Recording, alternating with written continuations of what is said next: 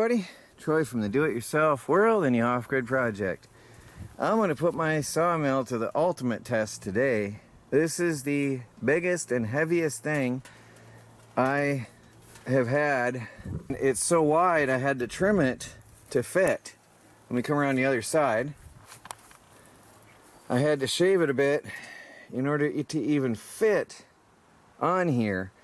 Now, there wasn't too much meat lost. I might even show you the edges I cut off. It looks like a lot because that's pretty thick here, but it was just a really thin, it tapered to a little point, so it was not much loss. But this I'm going to slab out, make some live edge slabs on the mill, and see what they look like. This wood has some serious character, weird knobs and lumps, and I'm hoping I get some of that character in the wood when I'm done. I'm going to cut, I'm not sure, 2 or 3 inch slabs. Once I get sawed down to where I want, I'll decide. Let me show you what I'm going to have to do first. There's quite an upward taper here, and if I get down you can see the extreme taper. So this far end, a lot is going to come off on the top and there won't be as much on the bottom section. But hopefully I'll get enough meat on this. Right in here is where the beautiful part's going to be, in the elbow. But I figure I'll leave this on. I don't like that taper. I'm not sure how it's going to come out once it dries. But look at the colors in that wood. That is going to be so beautiful. I can't wait to cut this open and see what it looks like.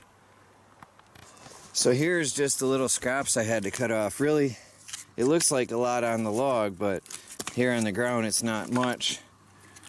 And there was one piece. Look at the colors. That's incredible. I really hope those colors are going to show up in the main slab. And then over here, I had to cut off a couple inches piece. That's where I cut those ends off. And then I just had to cut off a couple inches to get it to fit. I can't even get the dogs on this, but it's so heavy I don't think it's going to matter. I might try to peel this little bit of bark off if it comes off easy, but I don't want to hurt the texture of the wood underneath. There's a few worms under that bark. Well, I'm going to work that bark off and I'll fire up the mill and we'll see what we can do here. I really hope that I'll be able to pass the mill down through here without cutting any more off. I had to saw a tiny bit off with a chainsaw. That's my highest point that I can reach with this mill.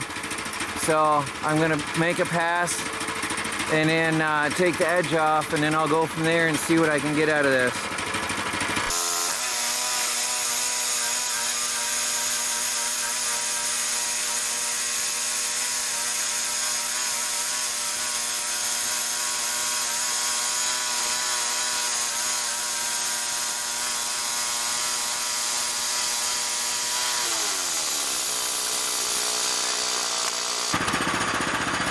First pass, now I can come in and start slabbing a little bit. I still got to take that edge off though. I'll have to drop a little bit more. We'll see what it looks like inside. I'll come back in a minute with the camera once I've adjusted. I don't know if this is going to give me trouble. I can't tell until I'm in the cut. We're going to find out. I'm going to take a 2-inch slab off and hopefully that'll finish out that round, and then I'm going to go 3-inch slabs to the bottom. Let's see what it looks like.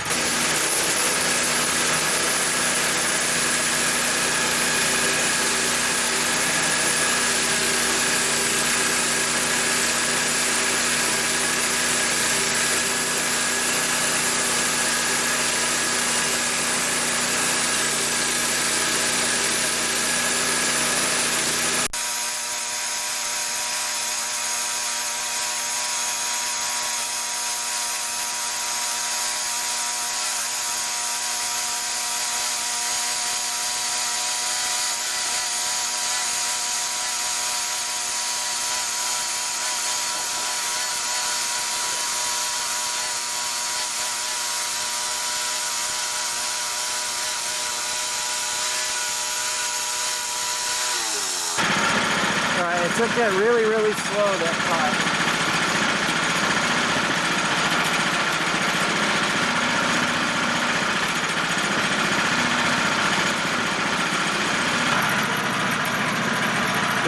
took it so slow. This is really hardwood. I'm unsure if this mill in hardwood, and I don't want any waves. This is a one-shot deal with this piece of wood.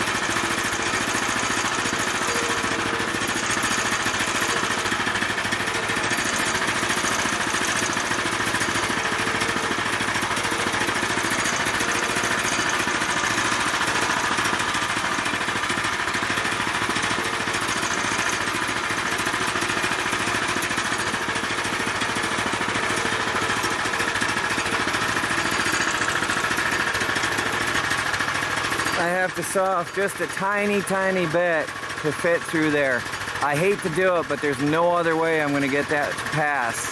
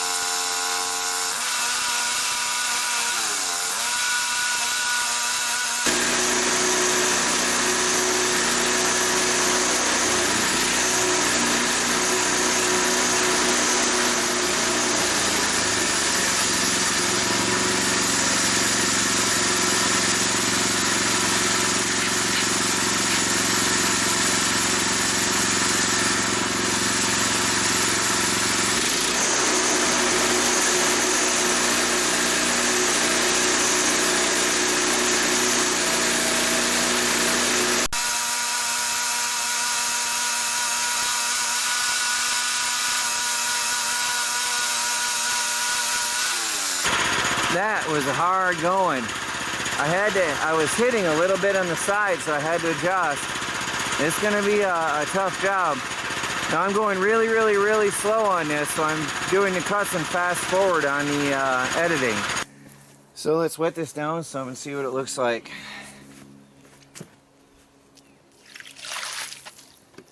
Oh wow. Oh wow.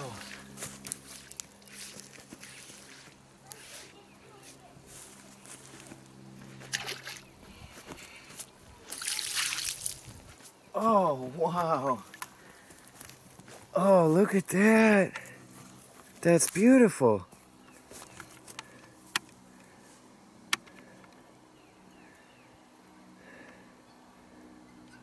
That's beautiful underneath there.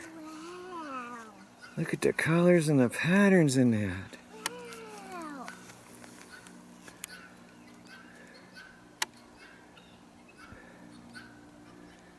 Oh, that's beautiful, isn't it? Yes.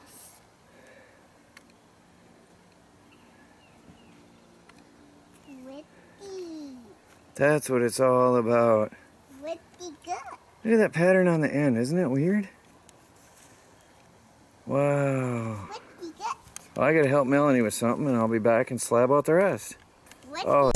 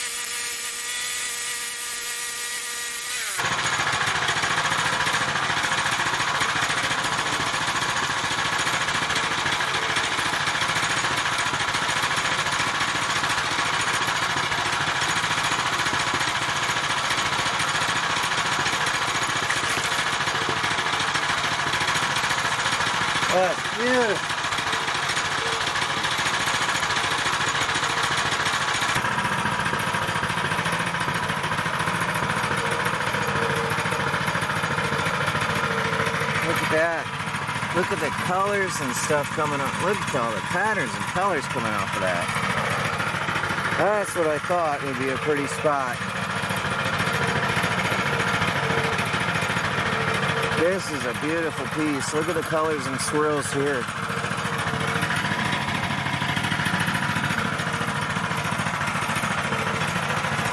Look at those patterns.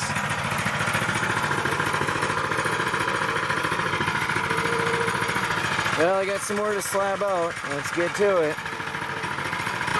Now this one would probably be the bottom. We'll see how it goes. Michelle, what do you think of the colors? I like it. It's pretty, isn't it?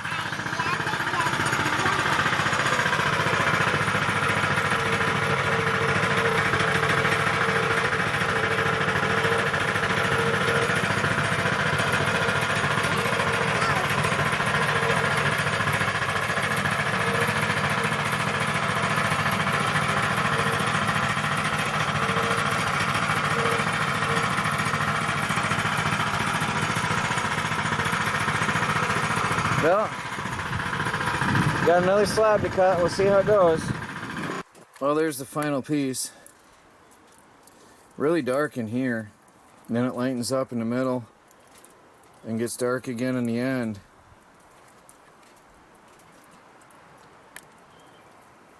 I actually sort of like that rough edge right there. I'm not sure. I'd have to look at the bottom edge, but whew, that's what it's all about. The beauty of the wood inside. So, I can't get this one off without Melanie's help, so there it sits for now. And I've got three 3-inch slabs over here. So I got 4 solid 3-inch slabs. 4 good 3-inch slabs, and hardly any waste off that. That came out beautiful. That's some heavy, heavy, heavy stuff. So I'm gonna have to have her help me get that stickered. But beautiful colors, beautiful wood. And that was all that was wasted. Even that I'm not even totally sure of. That'd be a shame to throw away. I'll probably put that on top when I sticker it. That's just beautiful. Even this one is pretty thick. I think I'll end up keeping them all. Let's see how they dry out. I have to clean up for the night. Isn't that pretty? Look at the green in there. That's just amazing. Well, tell me what you think. Please like this video. Subscribe if you haven't. You never know what tomorrow's going to bring at the homestead.